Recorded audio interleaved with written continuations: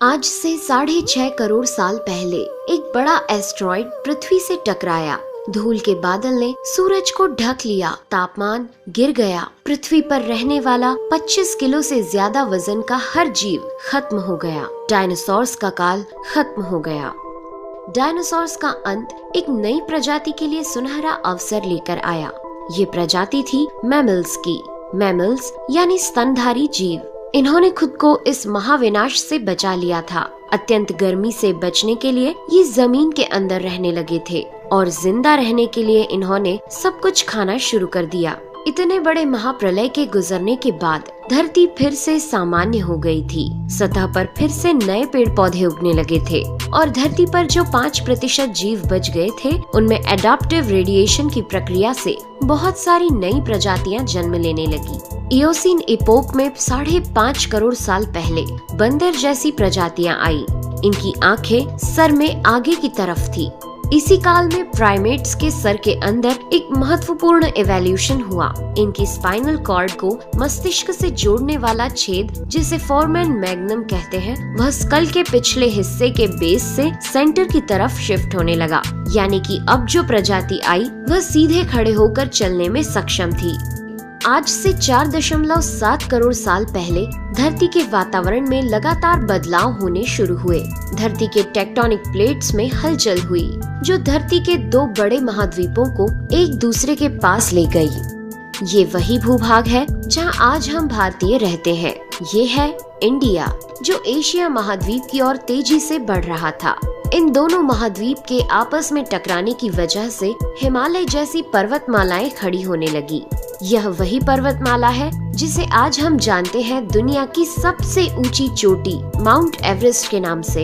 ये पर्वतमालाएं इतनी ऊंची थी कि इससे मौसम का पैटर्न बदलने लगा, जिससे पृथ्वी ठंडी होने लगी। इस पर्वत श्रृंखला से गिरने वाला बर्फ आगे चलकर कई नदियों का निर्माण करने लगा। यह वही नदियां हैं जिससे आज हमारी आधी से ज्यादा आबादी को पीने का पानी मुहैया होता है। ओलिगोसीन इपोक में 3 करोड़ साल पहले ग्लोबल कूलिंग हुई। घास के मैदान बढ़ने लगे और जंगल घटने लगे। तब ऐसे जानवर विकसित हुए जो खुले मैदान में रहने के लिए उपयुक्त थे, और इन्हीं में दूसरे जानवरों को खाने वाले जानवर भी विकसित होने लगे। 1 करोड़ साल पहले पृथ्वी वह रूप लेने लगी थी जिसे आज हम देख रहे हैं। धरती का वातावरण लगभग पूरी तरह से आज के समान बन चुका था और धरती के सारे महाद्वीप लगभग पूरी तरह से जाने पहचाने थे। लेकिन परिस्थितियां फिर बदलने लगी। 40 लाख साल पहले धरती की टेक्टोनिक प्लेट में एक बार फिर से हलचल हुई और अफ्रीका के पूर्वी इलाकों में एक नई पर्वत श्रृंखला का निर्माण हुआ। ये पर्वत श्रृंखला थी ईस्ट अफ्रीकन रिफ्ट वैली। इस पर्वत श्रृंखला के उभर जाने से यहाँ के हरे भरे जंगलों में आने वाली मौसमी हवा का मानसून पूरी तरह रुक गया और इस वजह से यहाँ के जंगलों में बारिश आनी बंद हो गई। यहीं इसी जंगल में रहते थे द ग्रेट एप्स। ये हैं हमारी काफी दूर के रिश्तेदार। हमारे ये पूर्वज कहलाते हैं पेरोलापिथिकस या पेरोला। हमारे परिवार की शुरुआत इसी ग्रेट एप्स से हुई। पेरोला पेड़ों पर रहते थे और फल खाते थे। वजनी होने के कारण ये एक डाल से दूसरी पर नहीं जा सकते थे, इसलिए ये हमेशा झूलते रहते थे। कभी कभी ये अपने 2 पैरों पर भी खड़े हो जाते थे। ये चल सकते थे। आम धारणा के उलट सीधे चलने की क्षमता जमीन पर नहीं बल्कि टहनियों पर विकसित हुई। बाइपेडलिज्म यानी 2 पैरों पर चलना इंसानों की नहीं बल्कि एप्स की खोज थी। आगे चलकर ये ग्रेट एप्स जलवायु और जगह के अनुसार बदल गए। कुछ चिंपैंजी और गोरिल्ला में विकसित हुए, कुछ इंसानों में विकसित होने शुरू हुए। वो पूरे अफ्रीका में फैले हुए थे। बारिश के बंद हो जाने से यहाँ के जंगल सूख गए, जिसका सबसे ज्यादा असर इन एप्स पर पड़ा। जंगल सूख जाने से इन एप्स के लिए खाने की समस्या उत्पन्न हो गई और इसीलिए अब ये पेड़ों से उतरकर खाने की तलाश में जमीन पर अपने कदम रखने लगे। ये है एडिपिथिकस रेमिडस ये हैं हमारे पूर्वज, जिन्होंने जमीन पर मानव इतिहास का पहला कदम रखा और आज इन्हीं के कारण हमने चांद पर अपना पहला कदम रखा। इनका दिमाग एक संतरे जितना बड़ा था और इनकी लंबाई 4 फीट तक थी। ये हमारे वंश के सबसे पहले सीधे चलने वाले जीव थे। कई हजार सालों के विकास क्रम के बाद ये 2 पैरों पर चलने लगे। इससे ऊर्जा कम खर्च होती थी और ये चलते चलते भी खा सकते थे।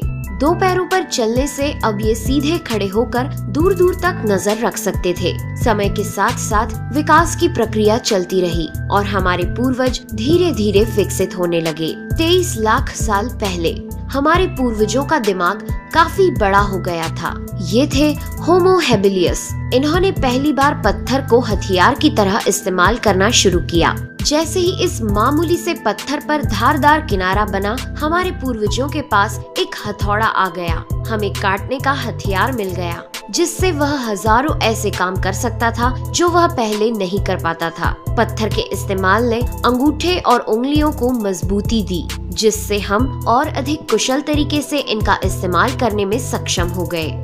समय बीतने के साथ ही हमारे पूर्वज अब समूह में अन्य जानवरों का शिकार करने लगे थे। ये थे होमो इरेक्टस, जो अन्य जानवरों से ज्यादा होशियार थे। इन्होंने ही सबसे पहले आग का इस्तेमाल करना सीखा। आग की खोज हमारे पूर्वजों के लिए सबसे बड़ी खोज थी। ये उन्हें गर्मी, रोशनी, अंधेरों और जंगली जानवरों से सुरक्षा देती थी और इसी वजह से अब परिवार भी बनने लगे। इन्होंने आग पर मांस को पकाना सीख लिया था। आग पर खाना पकाने का मतलब था कि मांस को चबाने और पचाने में ऊर्जा का कम खर्च होना और इसी वजह से ये ऊर्जा अब इनके दिमाग में खर्च होने लगी और इन्हें कैलोरी और ज्यादा ताकत मिलने लगी, जिससे हमारे पूर्वजों का दिमाग काफी बड़ा हो गया। 2 लाख साल पहले आज के इंसान ने अपना रूप ले लिया था। लैरिंग्स यानी आवाज की जो नली हमारे पूर्वजों में गले के ऊपर थी, वो नीचे आ गई थी। अब हम ज्यादा जटिल आवाजें निकाल सकते थे। हमने बोलना शुरू कर दिया था। पहली बार कोई जानकारी एक से दूसरे इंसान तक या एक से दूसरी पीढ़ी तक पहुंचने लगी थी। यही वो आखिरी विकास क्रम था जिसके बाद विकसित होकर हम बने। हम यानी होमो सेपियंस। 1 लाख साल पहले इंसान कहीं भी जा सकता था। हमारे पास फुर्तीले हाथ और प्राचीन हथियार थे। हम बात कर सकते थे, आग को काबू में रख सकते थे। अब हम अपने अफ्रीकन घर को और बड़ा कर सकते थे। महाद्वीप यानी कॉन्टिनेंट खिसके तो अफ्रीका और यूरेशिया जुड़ गए और उससे बनी एक बहुत बड़ी जमीन जिसका नाम था एफ्रो यूरेशिया। इंसानों के दूर दूर जाने से बहुत बड़ा बदलाव आया। अब हम एक महाद्वीप से दूसरे महाद्वीप में रहने लगे।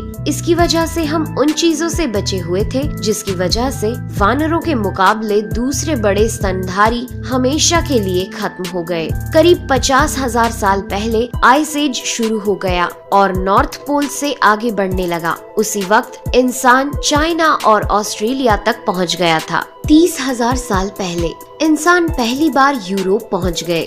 जब बर्फ अपने चरम पर थी, तब इंसान अपनी खोज में नॉर्थ ईस्ट साइबेरिया के बर्फीली टंडा तक पहुंच गया। आइस एज के इतने कठिन दौर में भी इंसान हर उस हुनर का विकास कर रहा था जिससे कि वो सच्चे मायनों में इंसान बन सके। हमने खुद को उस माहौल में ढाल लिया। हम ज्यादा समझदार हो गए। उसके बाद हमने पूरी दुनिया में अपनी बस्तियां बसा ली। समुद्र किनारे से पहाड़ की चोटियों तक, हरे भरे मैदानों से लेकर पथरीले इलाकों तक हर जगह इंसान थे। हमारा हुलिया, त्वचा, बाल और आँखों का आकार जलवायु और जगह के अनुसार बदल गया। हमने अपनी आवश्यकता के हिसाब से खेती शुरू की और जानवरों को पालना शुरू कर दिया। हमने कस्बों और शहरों का निर्माण शुरू किया। उसके बाद हमारी सभ्यता और संस्कृति का जन्म हुआ। हमने विज्ञान और गणित का इस्तेमाल शुरू किया, जिससे हमें भविष्य में जाने के लिए ऊर्जा और तकनीक मिली।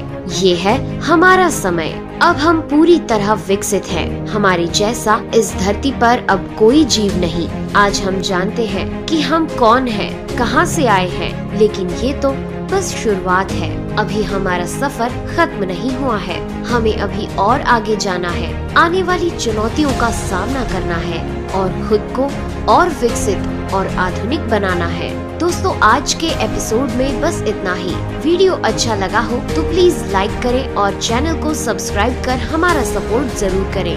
यदि आप नए हैं तो इस चैनल पर हमारे बाकी वीडियोस भी विजिट जरूर करें।